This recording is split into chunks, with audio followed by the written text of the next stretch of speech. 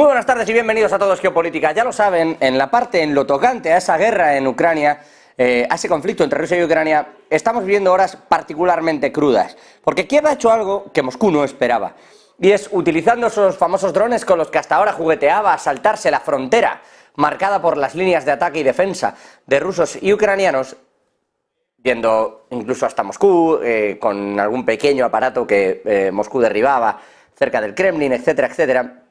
Hoy sí que es cierto que se ha dado un pasito más. En este sentido, Kiev ha conseguido, mediante distintos drones, dañar al menos 4 aviones de transporte pesado Il-76. Es uno de los mayores golpes que consigue Ucrania dar fuera de las fronteras ucranianas desde que comenzara la guerra.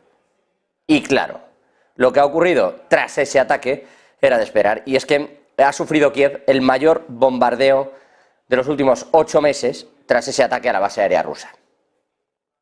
La capital sufriendo un ataque con misiles y drones que no es novedad, llevan desde la primavera así, pero es verdad que quizás desde que comenzara el año no se había visto un ataque con tanta crudeza, con el que Rusia está respondiendo en realidad a ese ataque a su vez sufrido en la base aérea, dañando 4 aviones de transporte pesado. En eso están, en una guerra entre Rusia y Ucrania, que hoy, si me permiten, pasa a un segundo plano, porque en África nuevamente se ha dado un golpe de Estado en otro de esos países donde veníamos advirtiendo podían ocurrir estas cuestiones. Porque África tiene una serie de riquezas que hasta ahora regalaba dentro de una suerte de vestigios coloniales del europeísmo en África, que poco a poco se van cortando. Lo vimos en Níger, que además puso, la primera condición fue prohibir las exportaciones de uranio y oro desde Níger a Francia. Es verdad que luego, a través de distintos socios europeos, le está llegando más o menos igual. Pero lo segundo es que a partir de ahora se va a negociar los precios de las cosas, igual que hace todo el mundo. Vamos al mercado y nos quitamos de prebendas, de relaciones históricas donde había un favoritismo, unos descuentos. No. Pero Níger no es solo lo que ha ocurrido hoy, insisto. Hoy ha saltado por los aires Gabón. Un grupo de militares ha dado un golpe de Estado, se han hecho con el poder y expulsan al que iba a ser el presidente del país, Ali Bongo, que está bajo arresto domiciliario, que ya estaba en el poder desde 2009, tras la muerte de su propio padre, que gobernó desde 1967. Y donde dicen, había y llevan años habiendo elecciones manipuladas. Al punto de que las últimas, por eso digo que acababa de volver a ser presidente, acaba de llegar, las últimas elecciones fueron el pasado sábado y volvió a ganarlas, evidentemente, Ali Bongo. Insisto, en una dinastía familiar que no parece una dinastía familiar porque todo esto está revestido de régimen democrático, pero desde 1967 hasta ahora han gobernado padre e hijo. Dicen los militares que han tomado el poder que hay demasiadas denuncias de fraude contra estas elecciones. Toda la oposición además se ha sumado al golpe militar y a apoyar precisamente el hecho de que Bongo gobernaba a través de ese fraude. En concreto, han lanzado un comunicado estas fuerzas que han tomado el poder, en el que dicen que las fuerzas de defensa y seguridad reunidas en un comité para la transición y la restauración de las instituciones en nombre del pueblo gabonés y durante la protección de esas instituciones hemos decidido defender la paz y poner fin al régimen vigente, que no era democrático. Lo que ha habido ahora mismo es un cierre de fronteras, hasta nuevo aviso, mientras están recolocando el gobierno. Y esto, decía yo, tiene mucho que ver con una suerte de despertar al mundo y con el hecho de ser consciente de que las materias con las que cuentas, el producto que vendes y lo que hagas allí dentro, puede en realidad tener un rédito muchísimo mayor que el que está teniendo. La percepción en Níger era la misma. Se sacaba casi el 90% de lo que podía ganar Níger, lo ganaba Francia, y el 10 se quedaba en Níger. Y ahora la tortilla se ha dado la vuelta. Vamos a ver si se queda un 10 Francia. En Gabón lo que ocurre es que pasa más o menos lo mismo. Piensan que hasta ahora se ha estado especulando para poder seguir en el poder, para tener una serie de beneficios.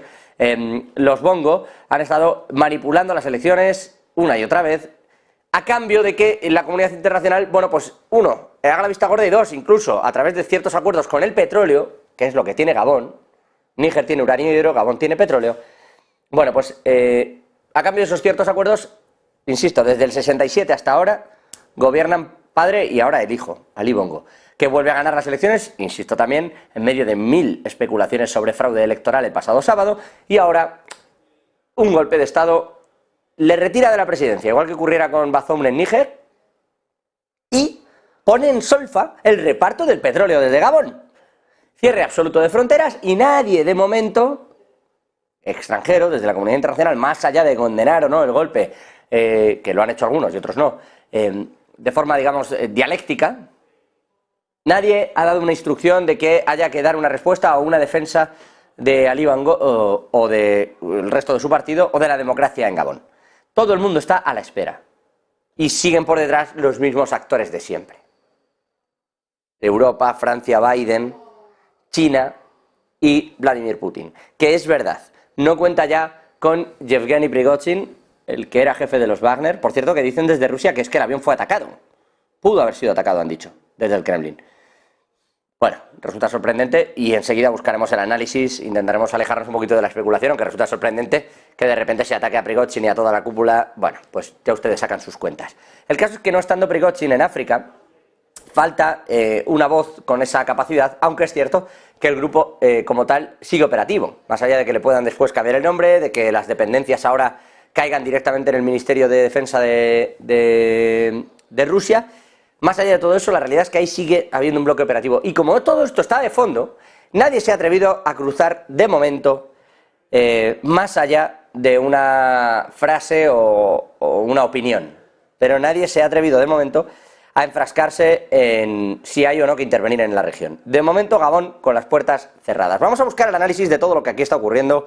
Lo hacemos con Diego Pitarch, profesor del Máster de Relaciones Internacionales del IEB, y con Emiliano García Coso, decano internacional de la Universidad Sergio Arboleda. Ahí les tenemos a los dos. Muy buenas tardes, ¿cómo están? Muy buenas tardes, ¿qué tal? Buenas tardes, José, ¿cómo estás? Bueno, pues no estoy mal. Les veo a vosotros, os veo más morenos que a mí, lo cual es positivo, siempre me alegra. Son las luces, son las luces, no es real. Ya, me hago la idea. Emiliano, Diego, ojo, titulaba yo esto como un despertar en África, más allá de cuál es el devenir, es decir, si le gusta o no le gusta a quien le quiera gustar lo que esté ocurriendo. La realidad es que hay una serie de fuerzas que durante muchos años no se han atrevido a hacer lo que ahora se está haciendo, que es, oye, vuelta a la tortilla en Níger, vuelta a la tortilla en Gabón, vamos a ver si no pasa en más lugares, y sobre todo la concepción de repente de nuestros recursos valen un precio que hasta ahora no se estaba pagando, y esto lo vamos a empezar a cobrar y vamos a hacer que ese dinero también esté aquí. Insisto, para lo bueno, para lo malo y con sus opiniones, pero parece que hay un cambio de mentalidad importante. ¿Lo veis así? Se habló en su momento de las primaveras árabes, etcétera. Emiliano, Diego, ¿lo veis también así? ¿Hay un despertar de pronto de todas unas fuerzas que ya no temen un cambio de régimen en África? Diego, si quieres, me da igual, podemos arrancar los dos. Vamos a la persona, ¿no? Sí. Diego. Más que... Sí. Diego, sí, vamos a ver. Yo, tal y como lo veo, no es que sea un despertar, es que sí, es verdad, fue Níger, ahora Gabón, pero esto no se para aquí. O sea, esto, como bien has comentado, es un despertar. Sí, pero tiene una diferencia importante con respecto a la comparativa, entre comillas, de la primavera árabe, ¿no? Al final aquí estamos hablando de términos económicos, que es casi donde más duele y donde más apoyos internacionales pueden estar, pues eso, apoyando precisamente este tipo de movimientos. Es verdad que antes no es que no se atrevieran, es que, a ver, aquí se dan varias cosas a la vez. Una, lo de Gabón era una cosa que después de 56 años gobernando la misma familia, pues la cosa olía un poco mal. Lo segundo es que son países, pues eso, netamente exportadores de bienes que son, pues, muy preciados, desde el uranio de Níger hasta, como has comentado, el petróleo de Gabón. Eso está clarísimamente. Pero es que además, al ser un tema económico, están apoyados por otros detrás, ¿verdad? Que ya lo hemos comentado en alguna otra ocasión, un Wagner o algún otro, bueno, en este caso Wagner, en Rusia y China, que digamos que ya le están dando cierto apoyo, cierto, un poco en la sombra, podríamos decir, pero cierto apoyo y cierta legitimidad a este tipo de cambios. Entonces, a estos efectos, para mí, claramente no se va a parar aquí. No sé, Emiliano, si tú piensas lo mismo, pero vamos, para mí es un no parar ya. Bueno, pues como menciona Diego, no es que sea un despertar, es que lo que se han dado cuenta es que a diferencia de hace 15 años o 20 años, de repente ya no dependen solo de Occidente, por lo tanto no tienen temor a intervenciones militares, sanciones económicas, a que Estados Unidos haga bloqueos o la Unión Europea haga bloqueos, puesto que siempre van a tener la alternativa rusa en primer lugar y sobre todo la China.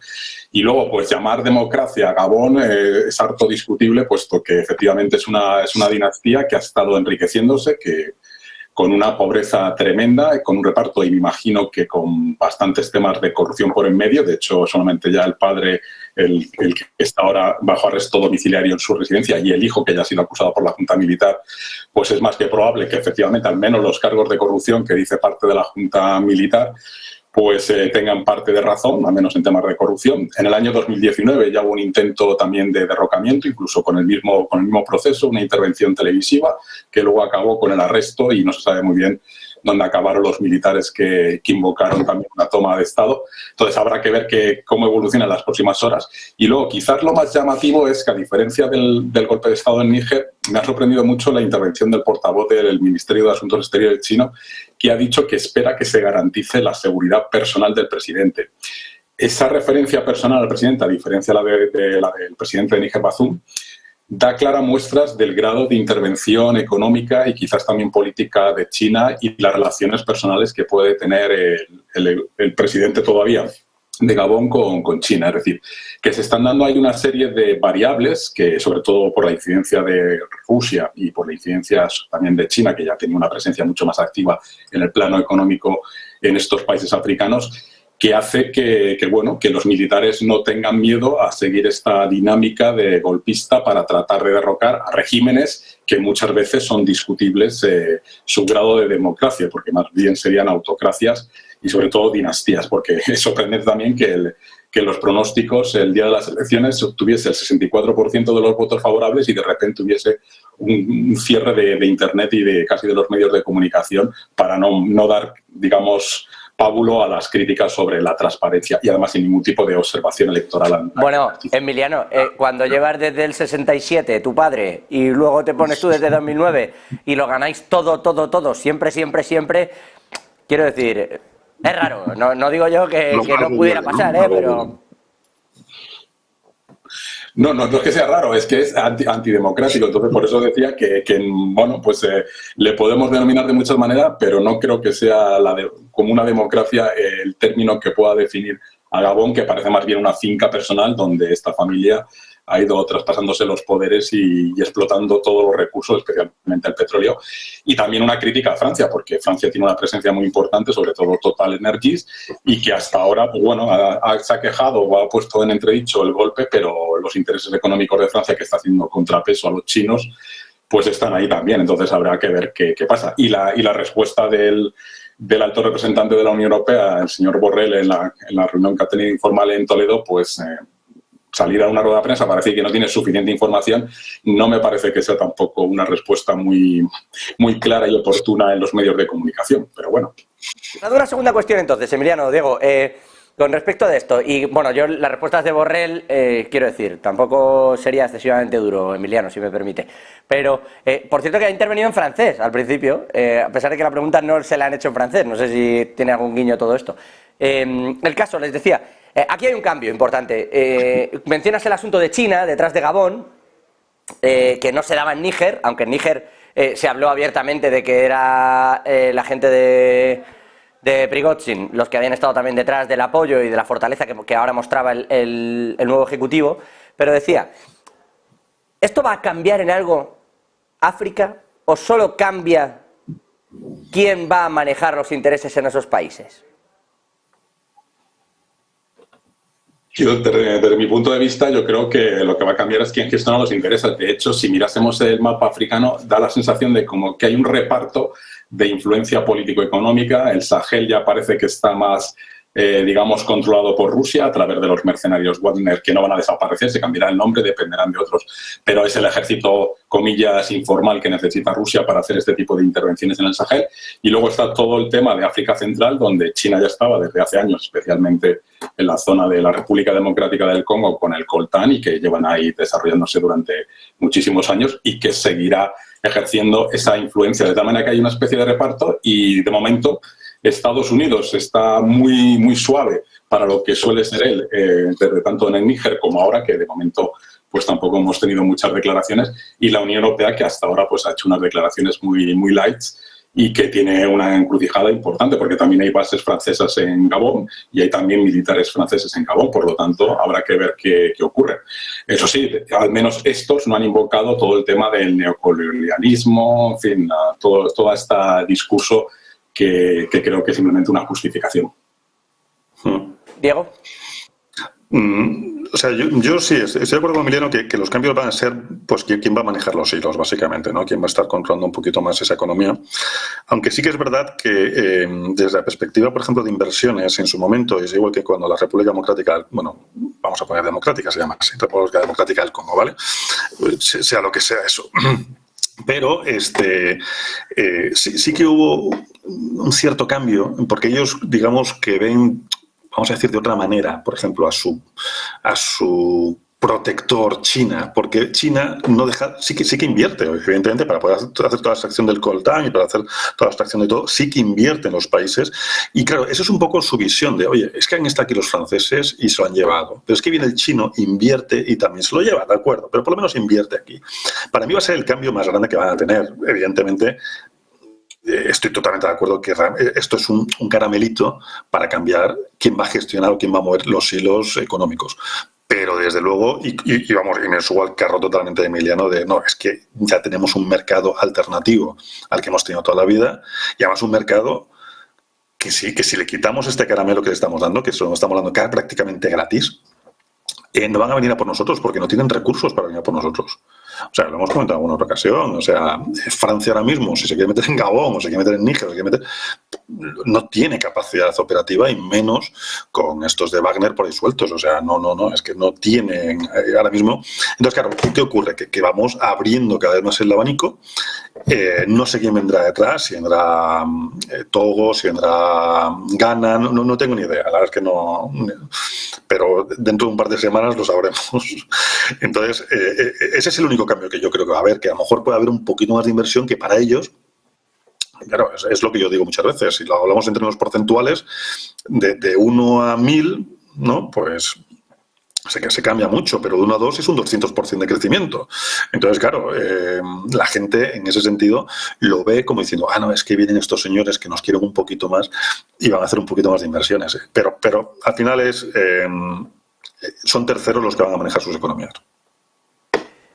¿Y hay alguna posibilidad, con cómo se va rearmando el continente, de que llegue a algún sitio? Porque da la sensación de que cambian los intereses, como decís, pero de que quienes vuelven a dominar las esferas políticas son, me perdonen por favor el término, pero la guerrilla en la oposición. Es decir, si han gobernado desde, y con el apoyo militar también, por ejemplo la familia Bongo, desde el 67, de repente da la sensación de que gira el ejército, entonces gira el gobierno del país, pero no hay un carácter real ni un destino real de a dónde quiere ir Gabón ni qué va a hacer Gabón con esto. Te hablo de Gabón, le hablo de Níger y le hablo de una serie de revueltas que probablemente se vayan a producir más, porque, insisto también, estamos viendo a los Wagner detrás de muchos de estos movimientos, a China preocupada por ellos, es decir, como comentáis, falta que se pronuncie Estados Unidos, pero la sensación es, va a haber más revueltas, están cambiando países que energéticamente son estratégicos, es decir, hablamos del uranio de Níger, hablamos del petróleo de Gabón, vamos a ver cuál es el siguiente, y sin embargo la sensación es, bueno, más allá de quién maneje el hilo, no hay un devenir, no hay un qué quiere hacer Gabón, no es que cambie porque cambia por cambiar el personal, pero no cambia porque quieran cambiar un rumbo, no da esa sensación. Sí, pero José, date cuenta que es que estamos hablando de países que que realmente no tienen una identidad, por así decirlo. Es decir, son países que en su momento eran micropaíses, porque cada tribu tenía su propio territorio, y de una manera u otra Europa se inventó estos países. O sea, que es que creó sus propias fincas, sus propios cortijos, ¿no? Entonces, en este sentido, claro, si no tienes una identidad propia y has estado, digamos, guiado, ¿no?, en cierta medida, pastoreado, porque es que realmente Europa los pastoreaba. Es una palabra horrible, pero es que ha sido una explotación total. Entonces, pierden toda la identidad y es lo que tú dices, José. Al final es el ejército con quien está, que es el que lo va a manejar, así de claro, porque no hay una figura, no digo histórica, que puede ser, eso ya puede ser muy, muy más controvertido incluso, pero sí una figura identitaria. Entonces, sí, son países como tales, pero les falta, digamos, si me permites, ese líder o ese adalid, ¿no?, que diga, oye, pues ese ariete que diga, oye, estamos aquí, somos nosotros y con nosotros nos vamos a separar los poderes, etcétera, etcétera. Es decir, que son países que se quieren tildar en cierta medida democráticos, pero de democracia tiene lo que yo de otra cosa, ¿no? Emiliano. Sí, bueno, es que como dice Diego, yo creo que uno de los principales problemas, que la responsabilidad es nuestra, y cuando digo nuestra digo fundamentalmente europea, es la creación artificial de estos países, con tiralíneas fronterizos que no tenían en cuenta la realidad sociológica, cultural y tribal de estos países. Por lo tanto, para poder gobernar estos países tienen que hacer auténticos equilibrios entre norte, centro y sur, entre etnias, tribus, idiomas, para tratar de buscar una cierta cohesión y poder avanzar como país. Y yo creo que eso es algo que todavía no han dado el salto de crear esa identidad nacional sólida, independientemente de la diversidad cultural y lingüística que pueda haber en los países. Y luego, desde el punto de vista democrático, yo creo que el papel de China y de Rusia lo que está haciendo es debilitando cualquier ideal de buscar el modelo democrático occidental. Es decir, ellos ya han visto que tanto la política de China como especialmente la de Rusia es contrarrestar la influencia económica y política de Occidente o de Europa y Estados Unidos. Por ahí ya tienen un apoyo y luego lo que les interesa es la explotación de los recursos naturales, que allí tienen muchos y que todavía están infraexplotados, que por lo tanto necesitan la tecnología y las inversiones de China y de Rusia, que no les pide condicionalidad alguna, que es ese, digamos, la principal crítica que siempre nos han venido haciendo tanto a Estados Unidos como a Europa, que siempre a la hora de hacer todos los temas de inversiones o cooperación o acuerdos internacionales con África, Caribe y Pacífico, pero en este caso África, pues siempre hemos puesto la condicionalidad de los derechos humanos, del edificio democrático, etcétera, etcétera. Entonces, hay que partir de la base de unas realidades sociológicas y políticas diferentes y que habrá que ver o habrá que reinventar el modo de hacer un contrapeso a China o Rusia, porque si no, lo único que estamos haciendo es echándolos en los brazos de estas dos potencias, y especialmente la China, que va a seguir aprovechando su posición estratégica, y más en esa zona de África Central, donde evidentemente hay unos recursos naturales que son esenciales para el desarrollo tecnológico, para la electromovilidad y para todos los metas que se ha fijado el presidente Xi Jinping de aquí al 2045 y 2049. África es uno de los centros esenciales de avituallamiento de recursos naturales, igual que lo es parte de Latinoamérica, y de ahí los movimientos que estamos viendo. De hecho, es fuente del grano para China. Pero, mira, ya que abrís este tema, lo que pasa es que no me quería saltar el asunto de Prigozhin y pediros una valoración, pero y ahora nos vamos, si os parece, a Estados Unidos, pero dejadme que os pregunte. No se asiste al funeral, con todo lo que hay bueno, pues puede ser que sea el hombre que más ha desafiado a Vladimir Putin en la historia del propio Vladimir Putin, que más con carácter real, quiero decir, en medio de una guerra, las tensiones, esa vuelta que tuvo Prigozhin, etcétera, etcétera. De repente cae su avión con toda la cúpula, funeral privado, Putin no va, mucha gente tampoco le dejan ir, y ahora la película está empezando a intentar ser otra, ¿no? Hoy deslizaban desde el Kremlin hace apenas unas horas que habrían podido derribar, que alguien ha querido y puede ser que haya disparado y derribado el avión de Prigozhin. ¿Tiene sentido esto? O sea, si alguien hubiera podido hacer esto, no lo habría hecho mientras en realidad era útil para Vladimir Putin. Y dos, incluso aunque así hubiera sido, ¿no se debe en realidad a una dejadez por parte de la propia defensa de Rusia? Bueno, yo creo que esto forma parte casi de una cierta película. O sea, quizás estas negativas o estas atribuciones de responsabilidades, tanto al servicio secreto ucranio como a naves espaciales ultraterrestres, se debe a que Prigozhin y los Wagner tienen un apoyo popular importante, como hemos visto los homenajes en diferentes ciudades de Rusia. Y no tenemos que olvidar que al año que viene el presidente Putin se vuelve a presentar a elecciones. Por lo tanto, es un intento, digamos, de desviar la atención en lo que yo creo que es evidentemente la vendetta y el cumplimiento de la promesa. Es decir, desde el minuto 1 que el presidente Putin salió en televisión para decir que Prigozhin era un traidor, su sentencia de muerte ya estaba firmada. El cuándo, cómo y dónde ya era una cuestión meramente de tiempo, lugar y oportunidad. Entonces, todos estos ahora desvíos de un misil, cuando salen las imágenes del avión de Prigozhin, ahí no se ve ningún misil, se ven los aviones, pero no se ve ningún misil. Y en pleno espacio aéreo de Moscú a San Petersburgo, dudo mucho que esas barreras antiaéreas que tienen los rusos frente a drones ucranianos o posibles misiles no hiciesen lo mismo para supuestamente evitar cualquier tipo de derribo de aviones, porque podía tener consecuencias de la población. Es decir, que todo esto es una cortina de humo para que Putin no pierda, digamos, esos votos que pueden venir derivados del apoyo a Prigozhin y a los mercenarios Wagner. Veo a sentir a Diego, misma opinión. Sí, lo que pasa es que, fíjate, además Emiliano ha arrancado diciendo esto es una película, es que es, para mí totalmente, o sea, no sabemos si puede pegar un giro, no sé. Yo mira, lo comenté antes con un amigo, con un amigo Luis, a mí me sorprende un poco la forma de quitárselo de en medio, en el sentido de que siempre Putin en cierta medida ha suicidado a sus enemigos, ¿no? O sea, y en este caso ha sido fulminante, o sea, es que ni le ha dado tiempo a suicidarlo, o sea, es que eso lo ha quitado de en medio de una. ¿Ha sido Putin? ¿Ha sido el MI6? ¿Ha sido la CIA? No sé, la tía de Mortadelo y Filemón. No lo sabemos. La verdad es que ni lo sabemos ni creo que lo sepamos, pero vamos, todo apunta a que efectivamente ha sido un quítate de aquí que me quedo yo con lo tuyo. O sea, me voy a quedar yo con Wagner, porque al final, oye, no nos engañemos. Wagner tiene, son 50.000 efectivos ahora mismo solamente en Ucrania. 50.000 efectivos. Más otros tantos que tiene en Bielorrusia y lo que no sabemos que tiene en África. O sea, es un ejército muy grande. Es que es un ejército que aquí en España no tenemos y es privado. Entonces, me quito a tu jefe y me pongo yo de jefe. Es un poco la lectura. ¿Ha sido él? Pues bueno, pues efectivamente. Desde, como me apunta Emiliano en el momento que le he dicho, eres un traidor, efectivamente. Ha firmado y venga, en el momento que podáis, no lo queréis. Sí que es verdad que con todas las medidas de seguridad que tenía este señor, de oye, dos aviones en paralelo para despistar si va uno, va en otro, tal y cual, todo lo que tú quieras. Pero no nos olvidemos que Vladimir ha sido el coronel más joven que ha tenido la KGB y información creo que tiene. Entonces, bueno, tú tienes un gran ejército, no nos engañemos, o sea, al final son unos auténticos bestias, o sea, vamos a ver, estamos hablando de mercenarios, que sí, que se les paga para ello, pero estamos hablando también de convictos, o sea, gente que sacan de las cárceles para matar, o sea, ese es su cometido, o sea, es un ejército de auténticos sanguinarios. Y me quiero hacer con él. Y mira, la mejor forma de hacerme con él es quitar a su jefe.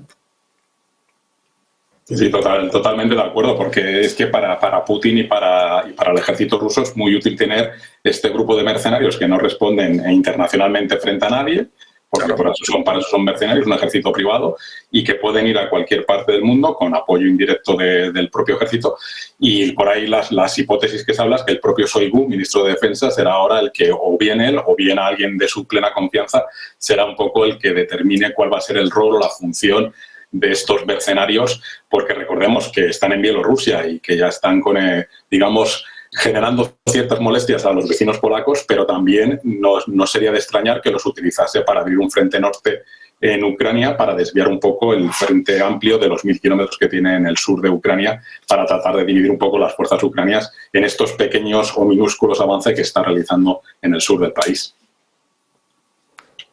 Venga, me voy a Estados Unidos. Os compro todo esto, aunque ya que hablábamos de las especulaciones peliculeras, bueno, no me lo voy a permitir, no voy a hacerlo yo. Voy a dejarlo correr. Estados Unidos y China. Por ahí dicen que no está muerto, que realmente todo esto es un apaño para tratar de garantizar el acuerdo que se firmó con el presidente bielorruso, pero que no está muerto, que realmente todo esto es una... Y yo voy más allá, sabiendo que no cambió de avión, ni de convoy, ni de nada, y que no hubo nada, ¿no subirían ya muertos? Todo puede ser. Quiero decir, en realidad no se habría producido ya el asalto y lo subieron así.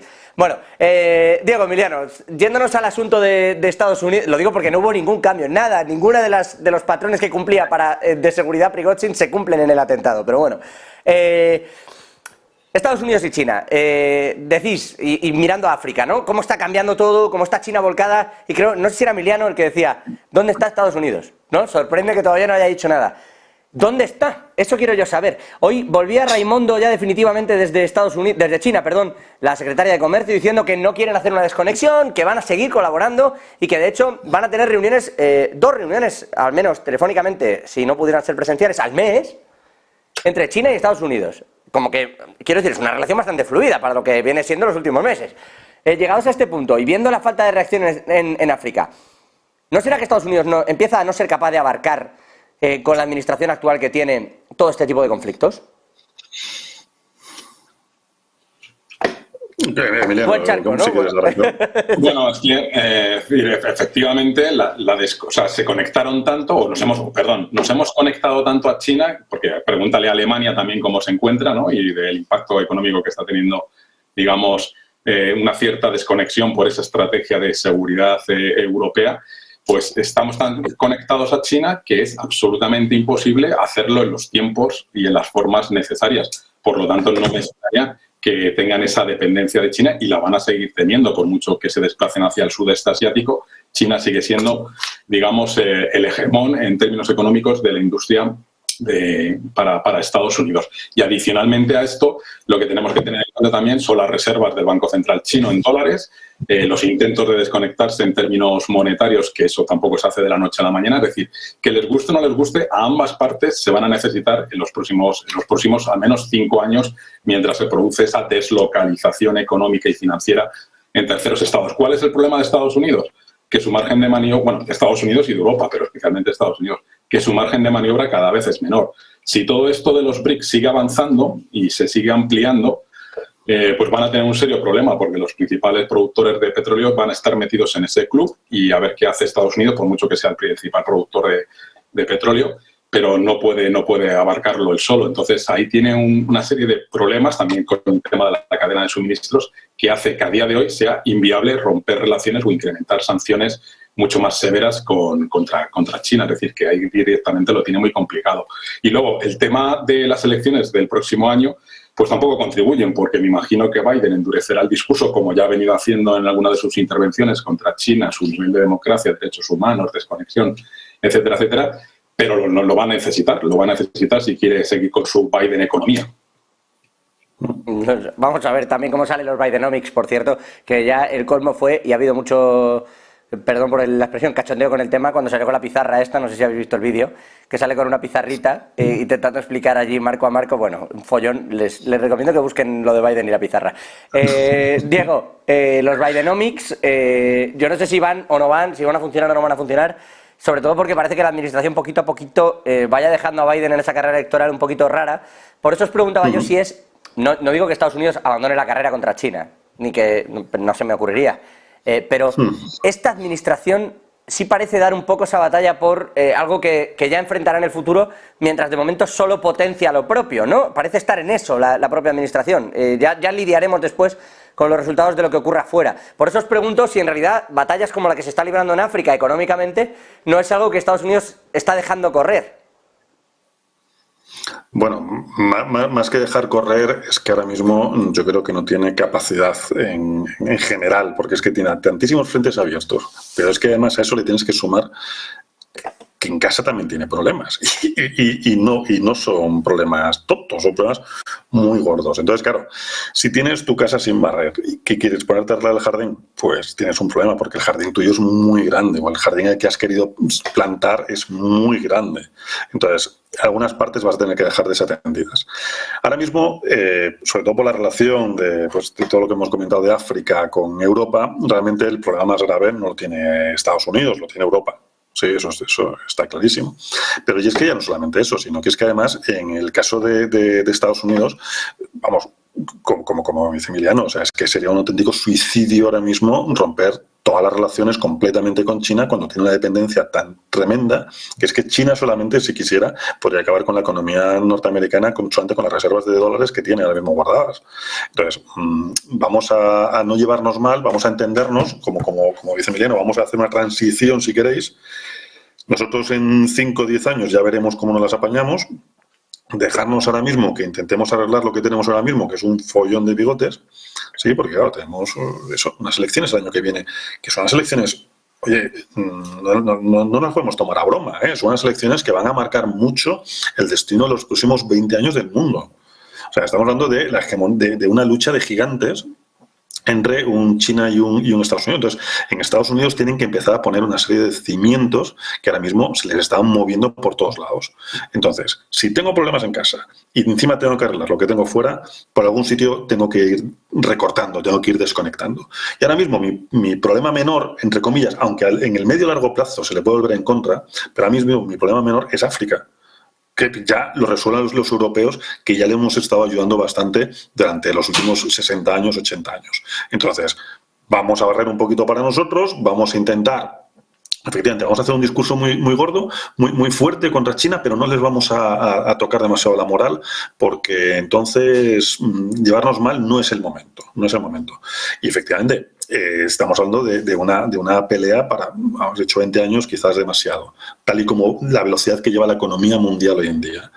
Porque nadie, en ningún momento, fijaros, en este rato que llevamos hablando, en ningún momento ha salido India, ¿sí? No han salido otros países del sudeste asiático, ni han salido otros países que van a dar mucho que hablar y quebraderos, pero ahora mismo nos centramos efectivamente en Estados Unidos y en China.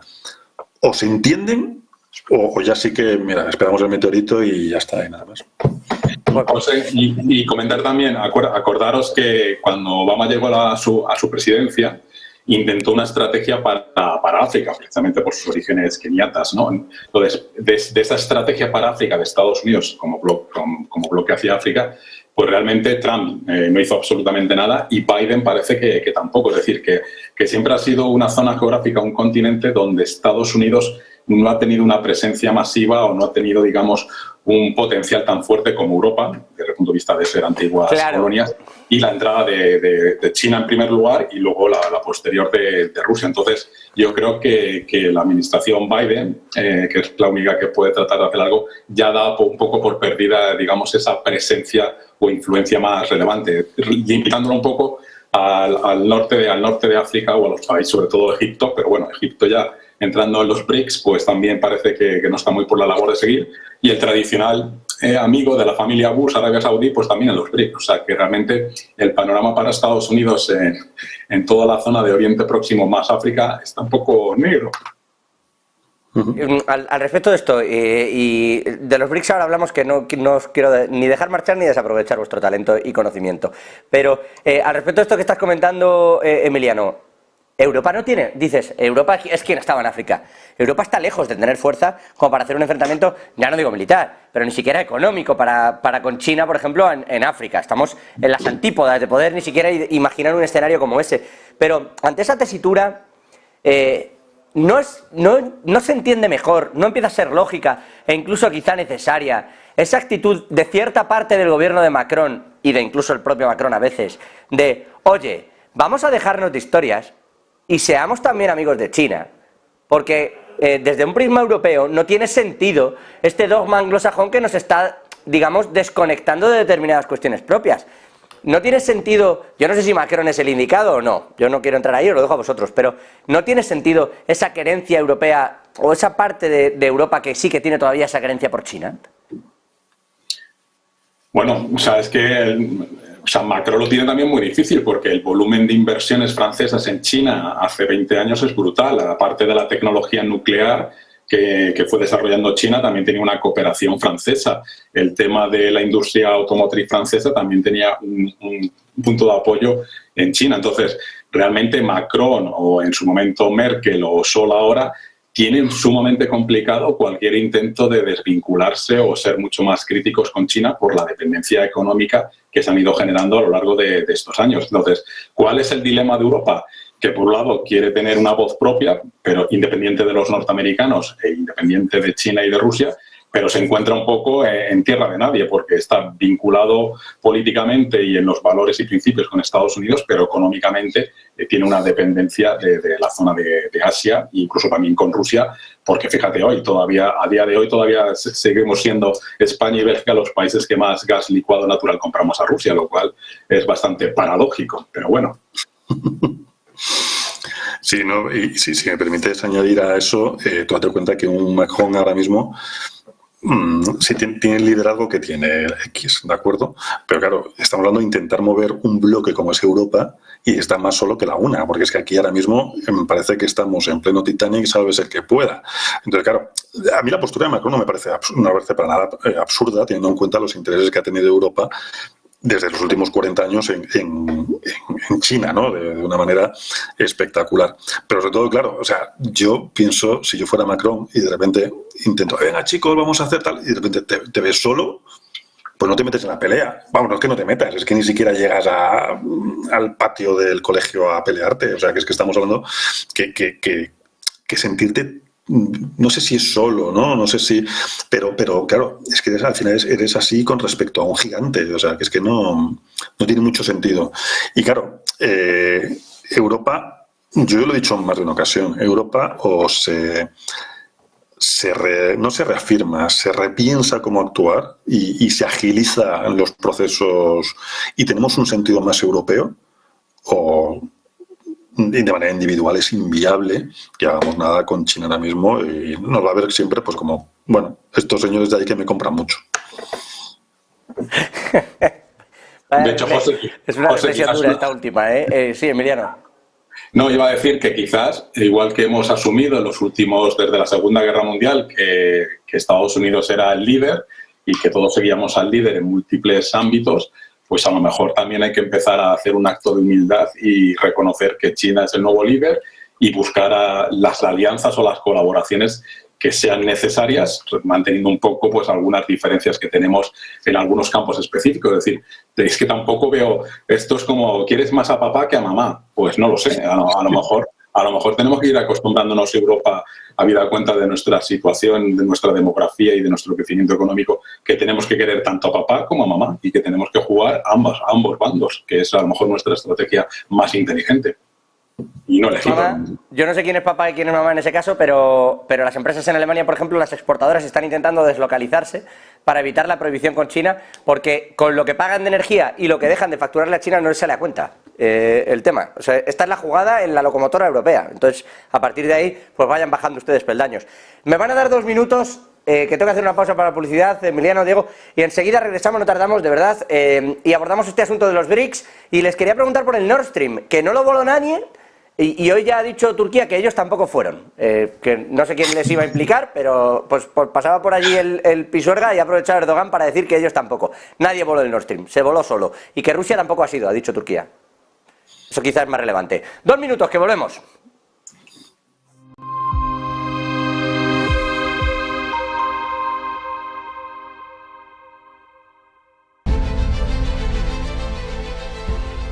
No puede volver atrás y cambiar el principio, pero puede comenzar donde está y cambiar el final. En Luna Sevilla queremos ser su asesor financiero de referencia para mejorar su presente y su futuro patrimonial, prestando nuestros servicios como agentes de Caser Asesores Financieros. Somos una empresa con una clara apuesta por la formación de calidad, la información transparente y objetiva, y por el asesoramiento financiero personalizado y continuado. Visite nuestra web lunasevilla.es o llame al 91 762 3442.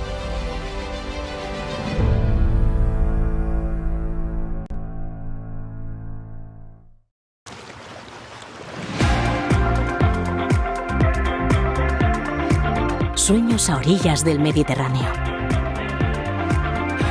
Sueños que podrás revivir una y otra vez. Sueños que construimos a medida. Sueños que te permitirán desconectar de la rutina.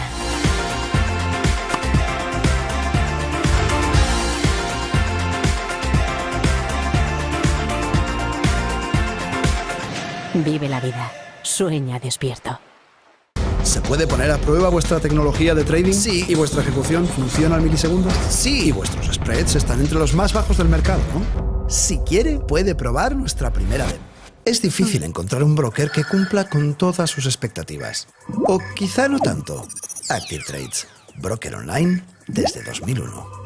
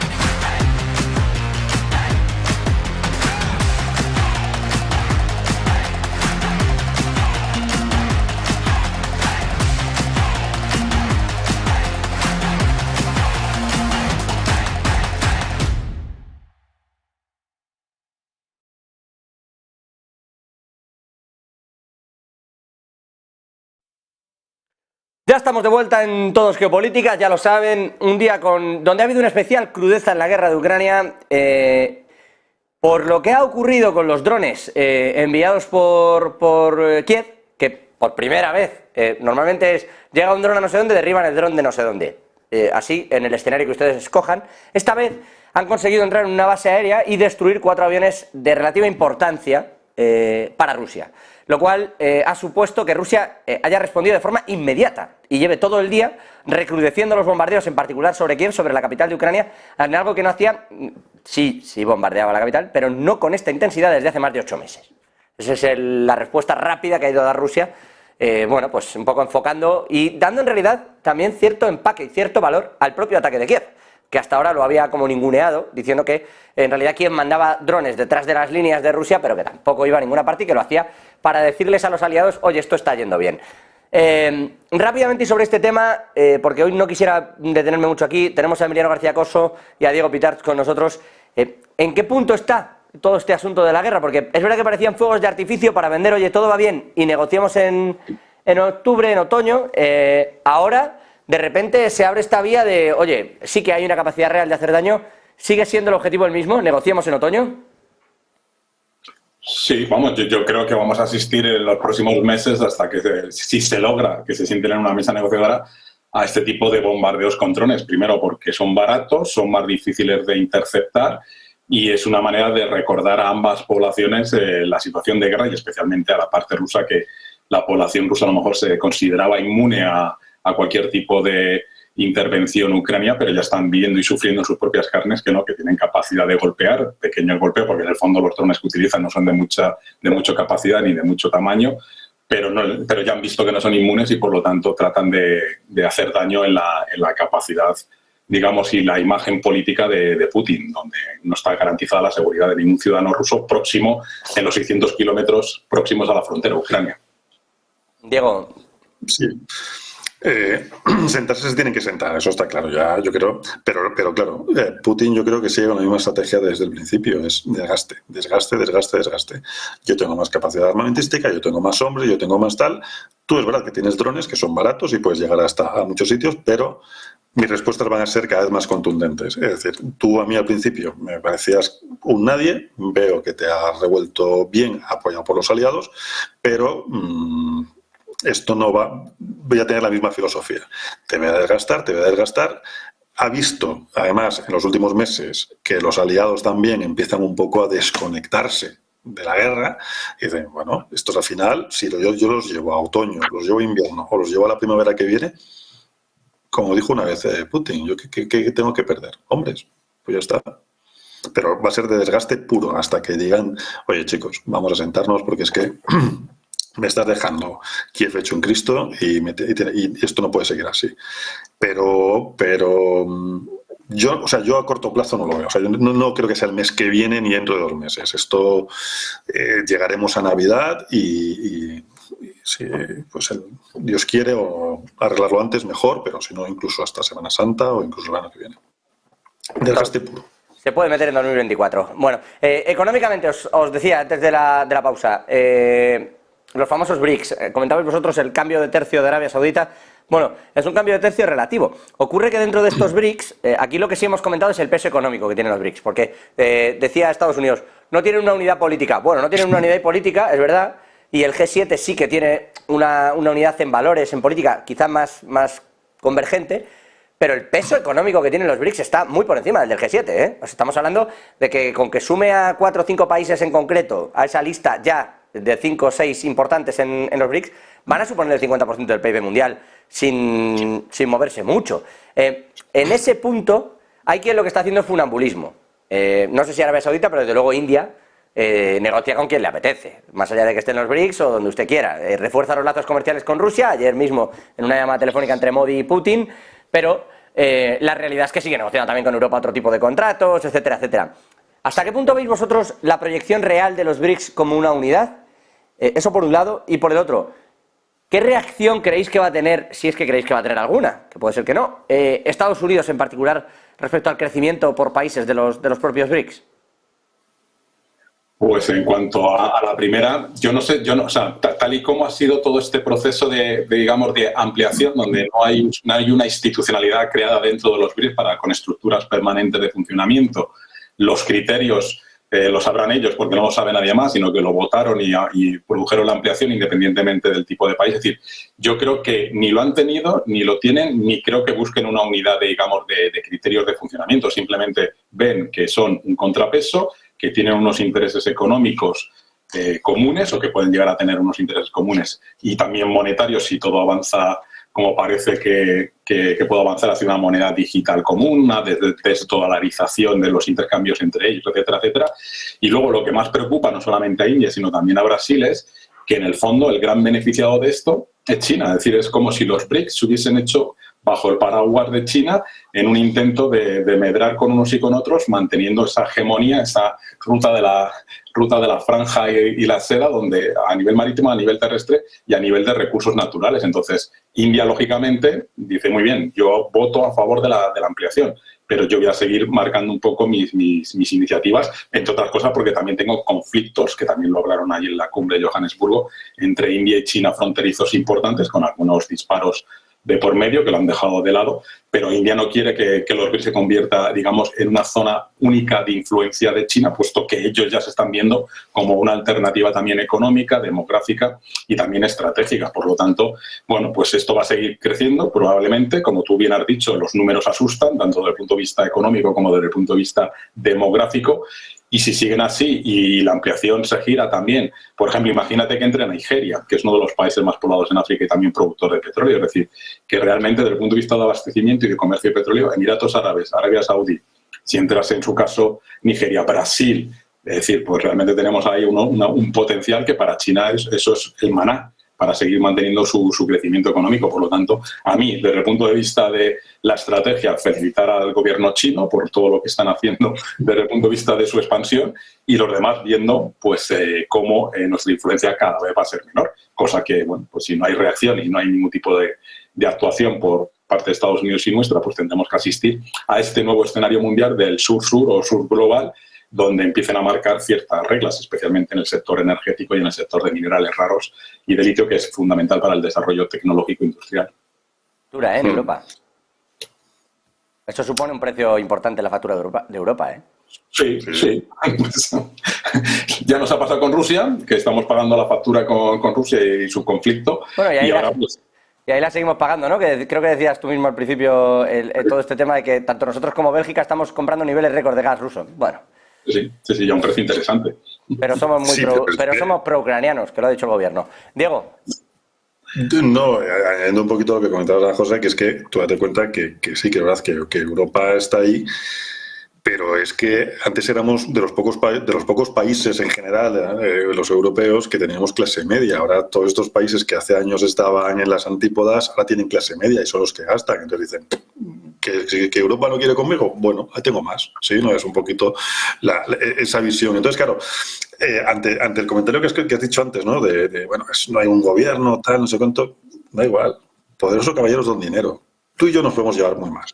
Pero si tenemos intereses de por medio, no lo voy a equiparar, obviamente, ¿no? Pero es un poco como las mafias cuando se retiraban. Nos odiamos, pero tú en tu territorio y yo en el mío, y todos nos llevamos muy bien, ¿sí? Es un poco la perspectiva. Entonces, los BRICS, yo francamente, tal y como se están... primero, la velocidad que están tomando. ¿Por qué?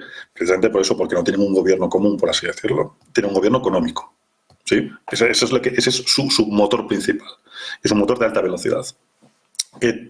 Estas son mis reglas. ¿Las cumples? ¿Te interesa subirte al barco? Súbete. ¿No te interesa? No te subas. Y parece que precisamente lo que decía antes Emiliano, estos países con tantos recursos energéticos que son, pues eso, el maná. Creo que has dicho, Emiliano, el maná, ¿no? El maná, efectivamente. China. Oye, genial, súbete al autobús y vamos todos juntos hacia China, que somos muy amiguetes y nos queremos mucho, aunque luego nos peguemos, pero económicamente no nos entendemos, que eso es casi lo primordial entre estos países, ¿no? Sobre todo para su desarrollo y su crecimiento. Lo segundo es que, efectivamente, como ha comentado antes Emiliano, India no se debe a nadie en particular, es cuanto más frentes tenga, más posibilidades tengo. Esto es pura estadística y es pura economía. Cuanto más grandes números tenga, pues más posibilidades de ganar más dinero. No me cierro a nadie. ¿Sí? Entonces, que miro aquí, miro allí también, pues nadie me puede criticar porque yo he estado durante muchos años subyugado a otros países y ahora yo tengo mi libertad y tengo mi hegemonía económica, que nada que hablar. Y que al final, más dinero, como resumen, más dinero mejor que menos dinero. Ya está. No, tampoco hay más vuelta de hoja. Eso es un poco, sí. Cuanto más tenga la cuenta correcta, por cierto, que quería resaltar, yo no es que dijera lo de pro-ucranianos o no, porque tenga yo ningún tipo de... Yo no me pronuncio, ya lo saben ustedes, y no voy a entrar en este asunto para nada. Ya, si quieren, lo hacemos fuera de las cámaras con un café. Lo que digo y destaco es el cinismo de España, que desde el Ejecutivo el año pasado batimos el récord de compra de petróleo de Rusia a través de los distintos barcos y buques fantasma, viendo a la flota pasar por Ceuta, mientras decíamos que había que sancionar a Rusia. Y después llega este año y pues estamos batiendo el récord de compra de gas histórico a Rusia cuando se supone que les estamos sancionando. Y que es porque no lo entiendo muy bien, no me salen ni las palabras, no es porque yo me quiera posicionar, es que me resulta del todo incomprensible una posición y la contraria a la vez. No, José, si es que es necesario para el bien común porque están acumulando gas para cuando llegue el invierno y por lo tanto que a los españoles se lo puedan ofrecer más barato. O, por el contrario, también están intentando las empresas españolas, porque en el fondo esto es un tema de empresas españolas, cumplir con sus contratos hasta el 2038. Entonces, para evitar reclamaciones arbitrales y multimillonarias que luego no, que como gobierno luego no pagamos en otros sectores, pues eso. Sí ha pasado, sí. Sí ha pasado bastantes veces. Emiliano García Corso, decano internacional de la Universidad Sergio Arboleda, gracias. Diego Pitar, profesor del Máster de Relaciones Internacionales del IEB. Que es un gusto, como siempre, verles. Un abrazo fuerte a los dos. Un gusto. Y con todos ustedes, pues nada, frenamos un minutito y regresamos con toda la actualidad de la mano de Javi Luengo en Rolling Stocks.